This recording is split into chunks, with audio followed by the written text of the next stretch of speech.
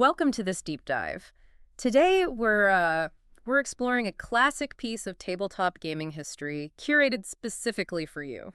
Yeah, the iconic Dungeons& and Dragons module, Palace of the Silver Princess, Right. And our mission today is focusing entirely on part 4, the second dungeon level. which is just a brilliant section to study. Yeah, we're going to unpack the game design behind the Wandering Monsters section, the encounter mechanics, and those terrifying creatures waiting for your party in the dark.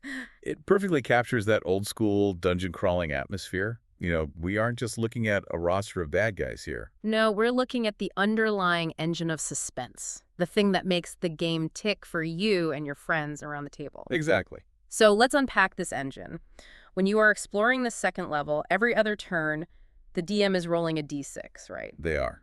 And if they roll a 1, Something finds you. something finds you. But what's fascinating here is they don't just spawn right on top of you like some glitching video game enemy.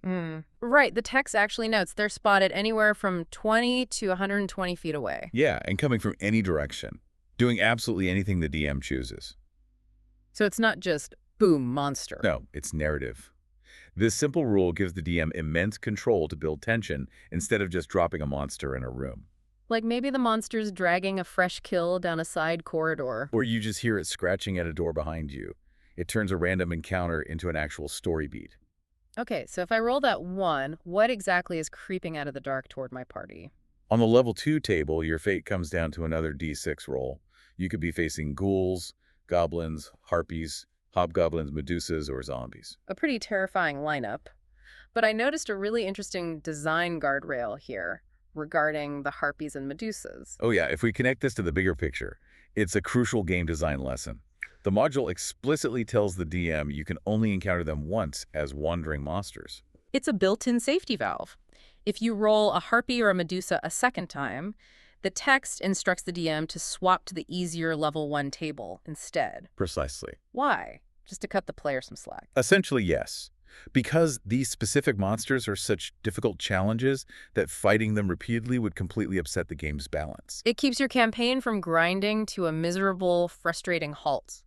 Mercy is probably the right word, because the mechanics for these standouts are brutal. Yeah, let's talk about the ghouls. Here's where it gets really interesting. Getting hit by one is basically a death sentence if your party can't cover you. One successful hit, and any creature ogre-sized or smaller is paralyzed for 2 to 8 turns. You're just frozen, totally helpless while the fight rages around you. Unless you're an elf. I love that weird little caveat. Yes, elves are entirely immune to ghoul paralysis. Which definitely makes you rethink your party composition before heading downstairs. Absolutely. And then you have the harpies. Anyone hearing their song has to make a save against their magic or be instantly charmed. Wait, if a harpy charms you, you actually attack your own friends. You march mindlessly toward the harpy and fight off anyone trying to stop Well, you. isn't that a bit harsh for a random wandering monster? I'm sure that led to some ruined friendships at the gaming table in the 1980s. Oh, without a doubt. Hmm. Plus, they boast a +2 on all their saving throws. They are absolute party killers. But the nightmare of this table has to be the Medusa. The absolute worst. Looking at her turns you to stone on sight. So as a player, you're suddenly playing a terrifying game of risk versus reward. Right. Do you try to fight her blind? If you swing with your eyes closed, you take a massive -4 penalty to your hit roll. You're almost guaranteed to miss. And if you get close enough to miss, her snaky hair can bite you. Fail that poison save, you die in a single round. Just devastating. It really forces you to think creatively rather than just hacking and slashing. So what does this all mean for you as a player or a DM?